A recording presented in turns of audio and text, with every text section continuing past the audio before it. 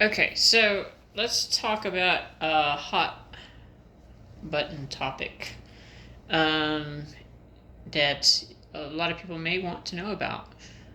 So, are gay people allowed in Buddhism? What does Buddhism teach about being gay?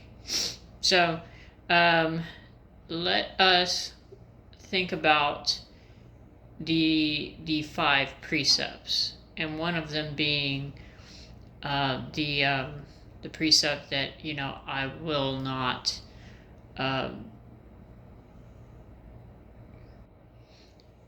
commit a sexual misconduct.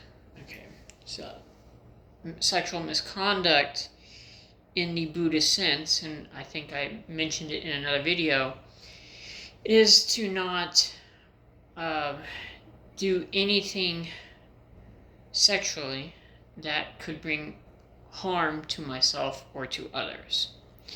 In the Buddhist sense, we are not interested in whether you're married or not married. It has to do always in the Buddhist sense whether you are bringing harm upon another person. So when you look at it through this lens and in this way, there is absolutely no reason in Buddhism that two men cannot be together or two women cannot be together. And also, you may be asking, well, what about transgender people? Okay, so in the original text, like from 2,000 years ago, Buddhism identified 4 different genders. Okay, so the whole deal of the binary between two genders is a Christian notion from Genesis when God made them male and female. And it says that in the Bible expressly that God made them male and female. So that's a Christian notion. When you look at other religions, that notion isn't the same. Okay, so when you have, for example,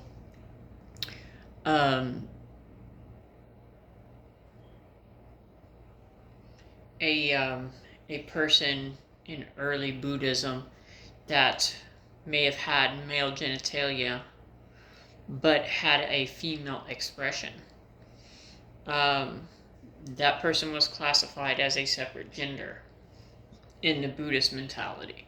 So a lot of times people in certain cultures, when they get their cultural ideas fixed, and they do not have a broad perspective of different cultures and different people, different ways of thinking about things, what happens is that they can't see the possibility that somebody else could think another way. So what you see in today's times is they don't want to believe that it's a philosophical question. So they try to correlate this to science. Now, it doesn't correlate to science because science really hasn't had no say on the issue. Okay, so we did not discover the genetic structure of a human being until the 1950s. People were having babies long before the 1950s. The DNA, the idea of DNA existed before the 1950s. It was theoretical, but the actual discovery of the double helix, I forget their names. I know one of them was last name Crick, I believe. I forget their names offhand, but that happened in the 1950s. So this whole idea of XX and XY, no doctor or midwife that delivered babies 100 years ago or farther back did DNA tests to find out is, okay, XX, you're female. Okay, XY, you're male. Okay, that did not happen. So science really had no say on the issue.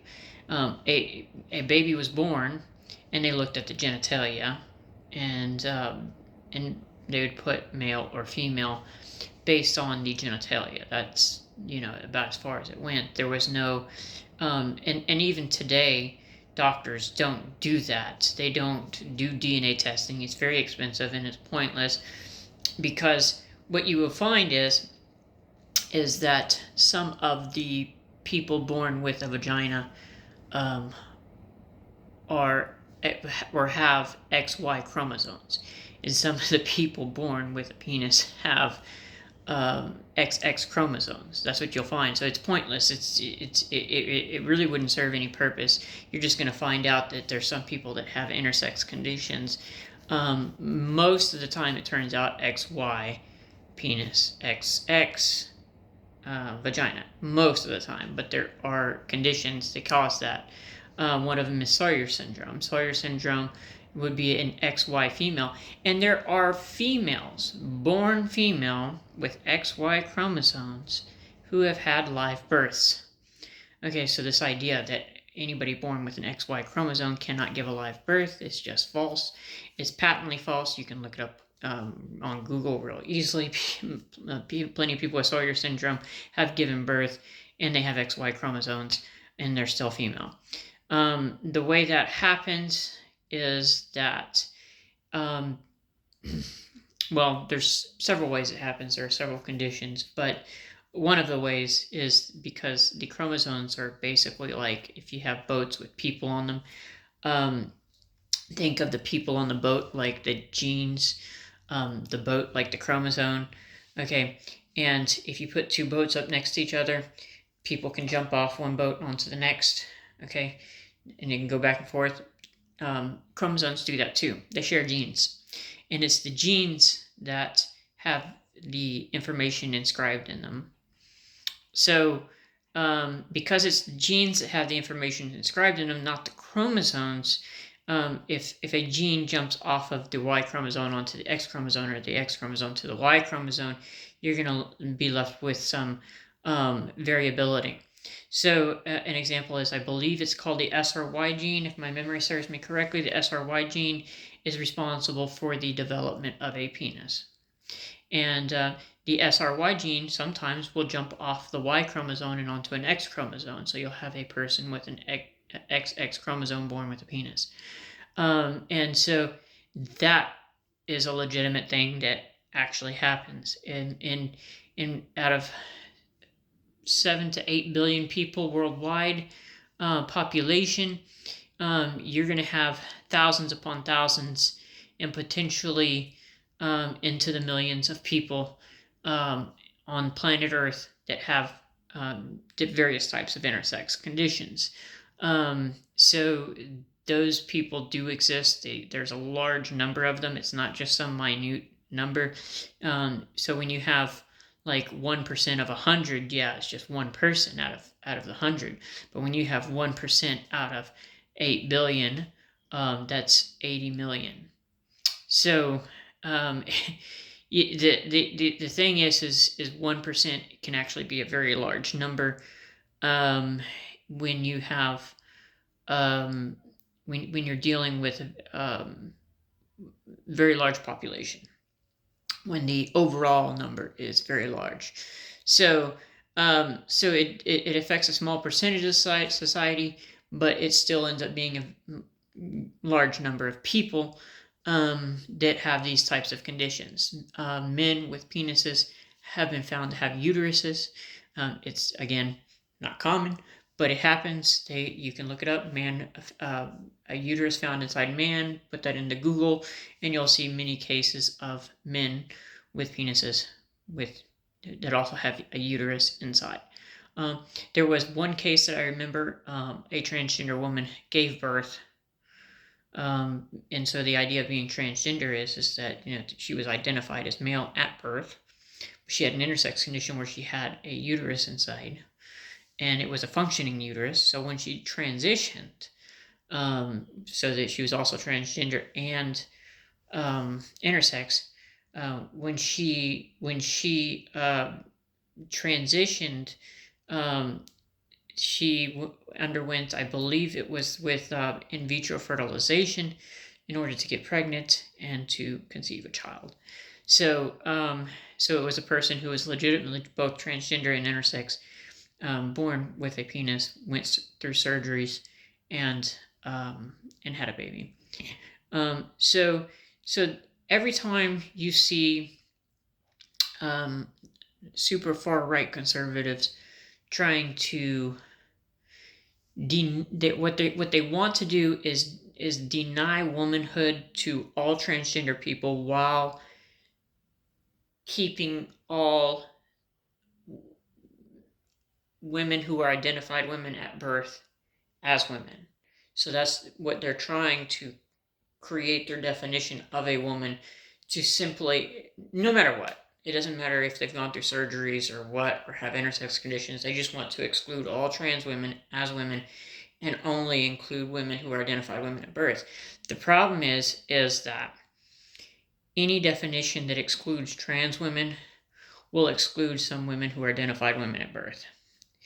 And because there are women born with vaginas and XY chromosomes. There are women with PCOS and various other conditions, hirsutism, I believe it's called, where they have developed facial hair. There are women who can't conceive children. There are, there are, as we know, at least one trans woman who did have a baby. So, the types of definitions of a woman that are thrown out by the far right clearly shows that they don't have really any idea. And it's just attempting to deny womanhood to trans women while only including women who are identified women at birth. So the XX chromosomes and the XY chromosomes is not what makes man or woman. It never has. Science has never said that. It's something that your teacher may have taught you in high school in order to introduce you to Mendelian genetics, because that was a baseline which real genetics would be done once you get to the college level. So once you get to the college level, you're going to get really deep into it, and you're going to know about genetic crossing, where chromosomes can actually share genes between each other, and all sorts of things. Well, genes also break down. SRY genes can become non-functional, so you could have a person with XY chromosome born with a vagina, who has the SRY gene, but the SRY gene has mutated and is no longer able to be inscribed into the phenotype.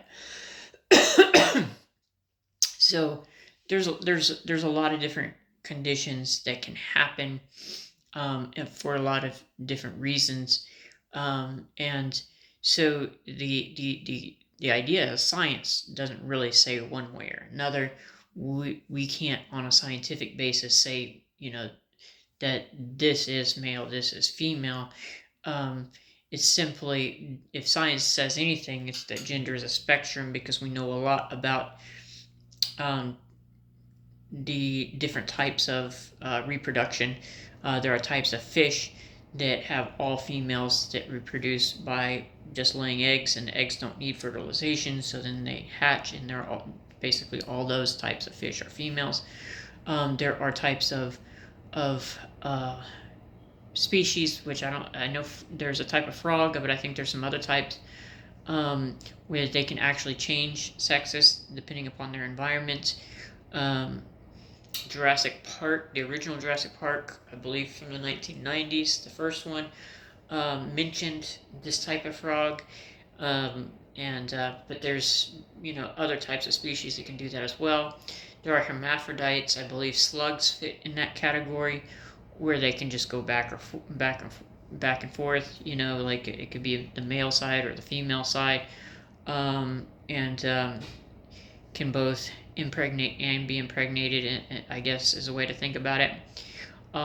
So we know that, and then we know about intersex conditions even within humans, even though we are mostly falling within the two categories as far as reproduction goes.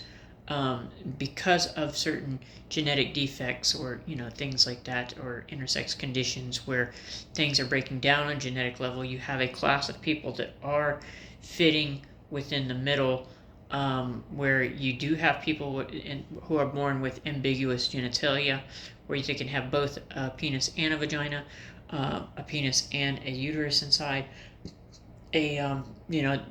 various possibilities.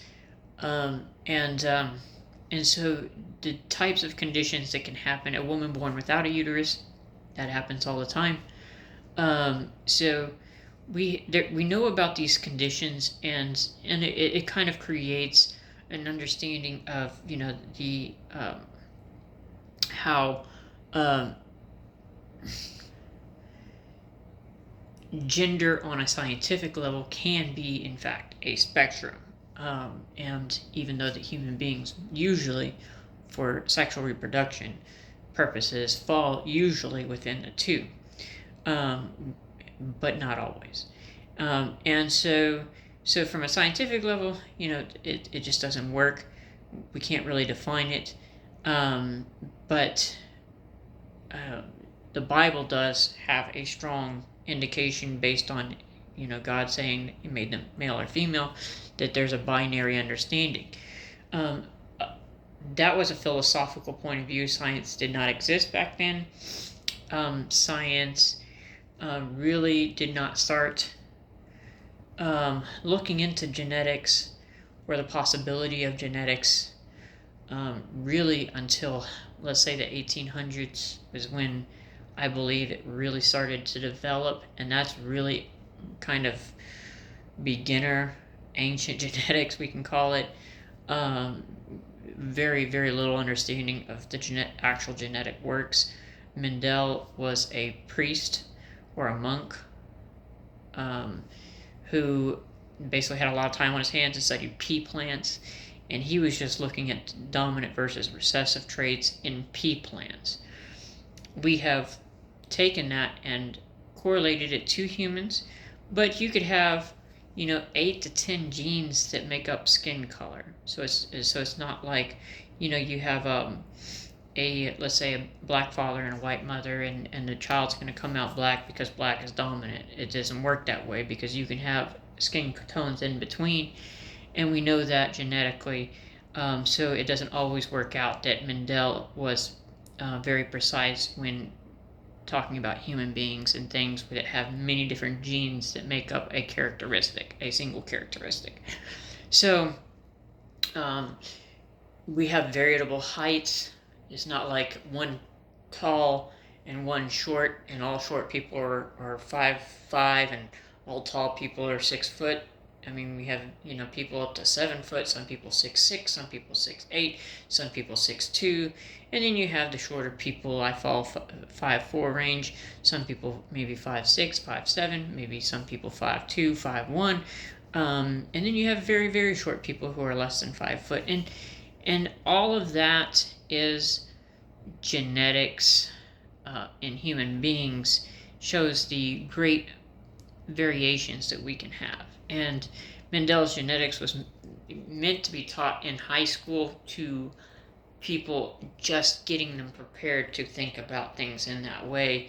That there is in fact, Mendel was right about something, which is why we use it, and there is a dominant trait and a recessive trait. Where a recessive trait won't show up, the dominant trait will kind of mask that trait. And so when you have that sort of thing happening, but let's say when you study real college level genetics, where you realize there are many different genes make up a single trait, and then each one of those genes may have dominant and recessive possibilities, things get very complex. And that's why we have such great variation, and no two human beings are alike. So it's really, really, really important to realize that science itself is not telling you one way or the other. Far right is trying to say that, it's like, well, science says, we're just believing in science, this, science says there's two XX and XY, and that's not true because some people could even have XXY, and some people even just have one single X chromosome, and there's all kinds of stuff that happen, like I said. So it's just not true. And then it's a philosophical thing. It's a religious thing. And so understanding that, if, somebody is Christian based and they believe the Bible, they're going to believe in that duality of male versus female. It's either male or female.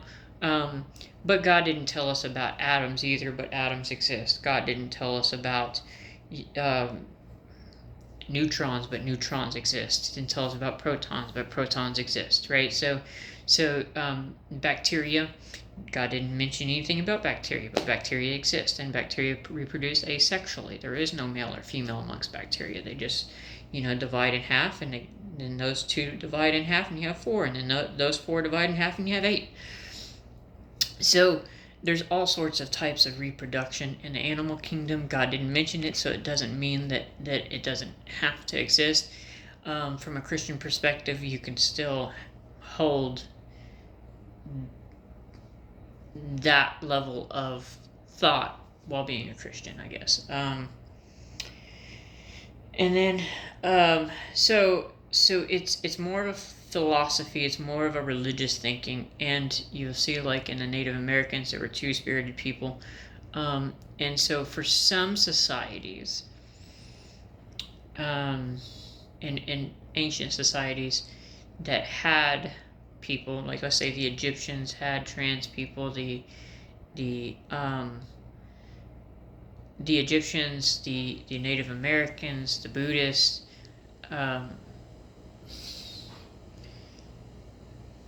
when you look at those societies, they don't see or correspond gender to the physical genitalia that you have. The Christian mentality, the biblical mentality from the Abrahamic religions, or that side of things, the Old Testament, looked at things where it was the genitalia represented the gender, and so you see two different, usually most of the time, two different genitalia possibilities. You see the penis or the vagina, and it's like, okay, so people have one or the other, and they called like all the people who had vaginas females, and all the people who had penises males. And other societies didn't do that. Buddhism didn't do that. Native Americans didn't do that. The Egyptians didn't do that. And so there were different, and I think there are others. I'm just don't necessarily know all of them, but other societies did not do that, where they did not see it like this genitalia was this gender. Okay, so people with vaginas typically had certain characteristics that were conveyed in society. People with penises typically had certain characteristics. So if you fit within that mold of this genitalia and this these characteristics correspond to the way that people thought it should, then it'd be like male and female over here. But then people who displayed feminine characteristics, but instead of having a vagina had a penis, then they had a different gender that they ascribed to that. And so even in Jesus' time, there's debate on how wide the word eunuch was actually used, because there's obviously the eunuchs where they were castrated, maybe because they committed a crime, maybe because they were a priest or whatever. They were castrated, and so there was that type of eunuch. But Jesus clearly demonstrated different types of eunuchs in one of the things he said. And so, because he also says that there are eunuchs who are eunuchs for the kingdom of heaven, and and so there is at least the possibility that in that time frame there were people who were seen more on a neutral. The eunuch was sort of like that third gender for people in that area of society in 2,000 years ago. So the Apostle Paul in the Christian doctrine was somebody who decided not to get married and lived his life, in a sense, as a eunuch. Did he cut his stuff off? Probably not. Okay. But he lived his life in the sense of a eunuch. He never got married or had children, as far as we know. So we see this in a lot of different societies where there is a word for a third option or even a fourth option. In Buddhism, I don't remember the specific words and how it was described. I remember looking it up on the internet probably like 4 or 5, 6 years ago when I was originally studying Buddhism.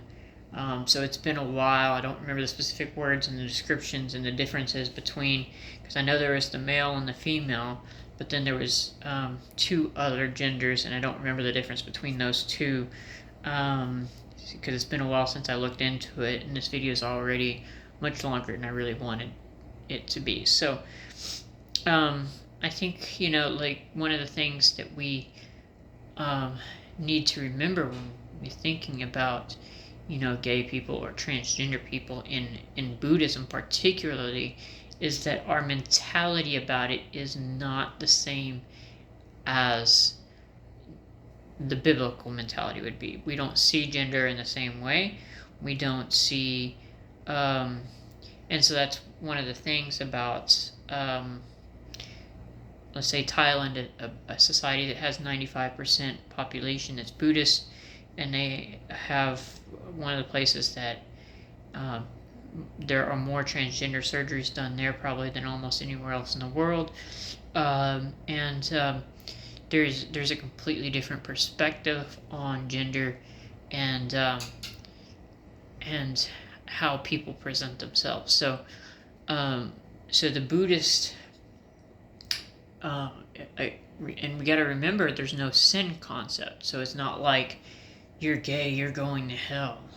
So Christians, because they have certain sins, whether gay is sin or not, or whether, being transgender is a sin or not, is irrelevant. They have the sin concept.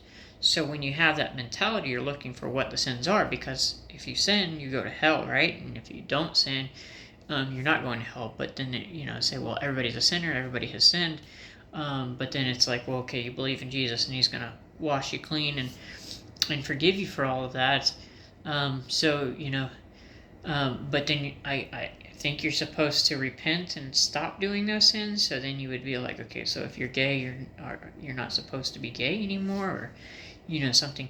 So it depends on your perspective within Christianity on how far you take that. But so it's the sin concept, because in Buddhism there is no sin concept, and because there's no sin concept, we're not sitting here like, if you're gay you're going to hell, or if you're transgender you're going to hell. There is no hell. You're probably going to repeat a few lifetimes before you make it to nirvana. So like I probably had many lifetimes before this. Hopefully we can get it right in this lifetime. So we're just looking to end suffering. So there is no real sin concept. It's not like you're going to hell, okay? And the only thing you've got to do is think about and reflect, is my sexual conduct hurting somebody? Am I doing this? And simply being gay isn't hurting anybody. You're not hurting yourself. You're not hurting that person. Is it consensual sex? Is it consensual? Do you love the person? Are you being honest? Are you being straightforward? 2 people get together and you're honest with each other. You're straightforward. You know where you're at. And you make a consensual decision to do that thing together. And, you're not hurting anybody. Okay. Now, if you're out sleeping with other people and you didn't tell your partner, and then you contract HIV from one of those people, and you didn't tell your partner. Now your partner has HIV. Now you're hurting somebody.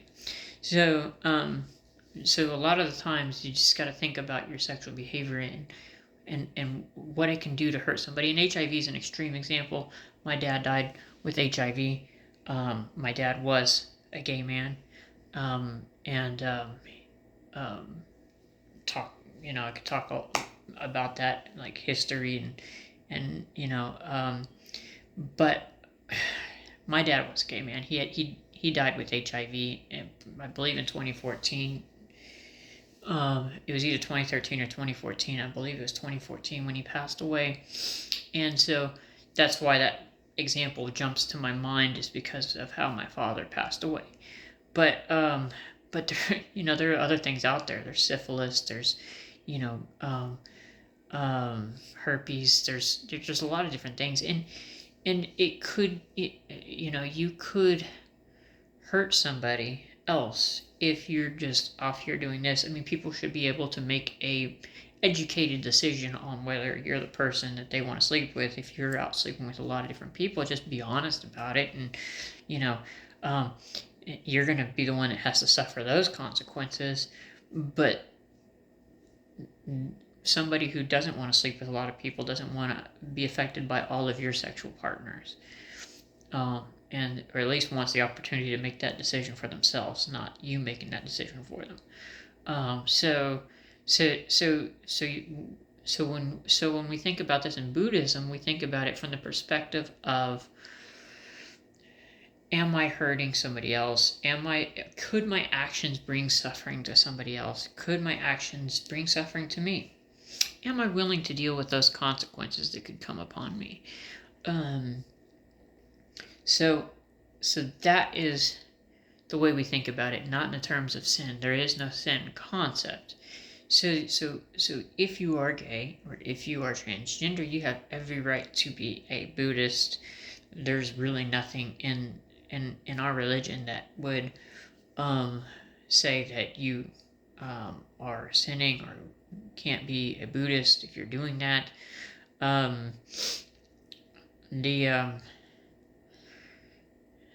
So basically, do Buddhists accept gays and transgender people? Yes. Now you may meet some homophobic or transphobic people within Buddhist circles. Just because they're Buddhist and they're practicing Buddhist doesn't make them perfect. Actually, none of us are, or else we'd have already reached Nibbana. So you're going to run into people who are homophobic or transphobic. I think it's a very small percentage of Buddhists. I think it tends to be two different types of people. When it's somebody who is born into Buddhism, they're usually homophobic or transphobic towards their own family because they take it more personally. So if they're born into Buddhism, they don't care about anybody else because that's not, in the Buddhist mentality.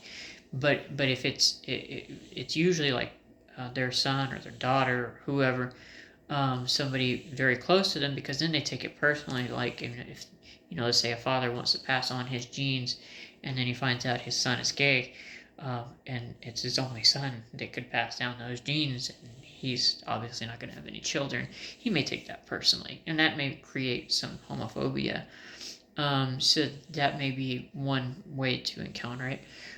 The other way to encounter transphobia or homophobia within Buddhism would be certain American converts who came out of Christianity and still hold that sin concept, and are carrying that baggage that they can't get rid of it.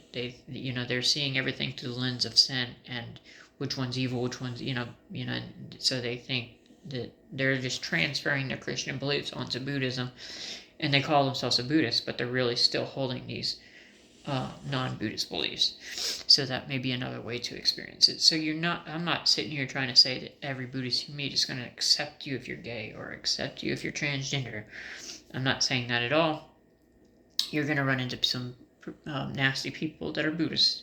Okay, murder happens in Buddhist countries just like it happens in any other country. There are nasty people who are Buddhists. There are good people who are Buddhists. Okay, so just because Buddhism teaches love and acceptance and certain things, the Noble Eightfold Path, not everybody who is born a Buddhist is practicing that Eightfold Path. And there are people maybe who converted to Buddhism because they wanted to follow it, and then it became too hard, and they stopped, and they went off on like some other trail and commit some crimes and do some awful things. So Buddhism does teach a sense of doing good to others and loving others and compassion. That doesn't mean everybody you're going to meet is going to be following that path. But what does the actual teachings of Buddhism say? The teachings of Buddhism, and like I said, like there were 4 different genders back then as far as the ancient Buddhist doctrines. There's absolutely no reason as far as sexual misconduct why a gay person can't marry another gay man, a gay man with a gay man, or a lesbian woman with a lesbian woman. There's no reason why they can't, because as long as your sexual conduct is not harming yourself or others, then it's okay. And again, it's not sin. It's simply going to cause suffering if you're doing things that you, I guess, shouldn't do. Okay, so it's just, and you're just trying to break that cycle of suffering. So we're all in this fight together to end suffering, to reach nirvana. So we should be trying to encourage each other.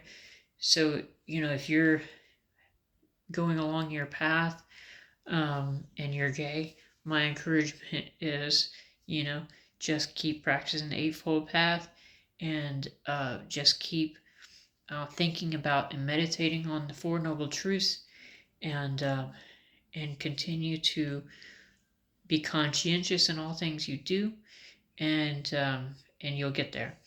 And if you're transgender, my encouragement is, again, just continue practicing the Eightfold Path and continue to meditate and to think about the 4 Noble Truths. So do we accept in Buddhism gay people and transgender people? Yes. If my dad, who was gay, had decided to become a Buddhist, he would have been more than welcome to become a Buddhist. But he's passed away, so he can't really.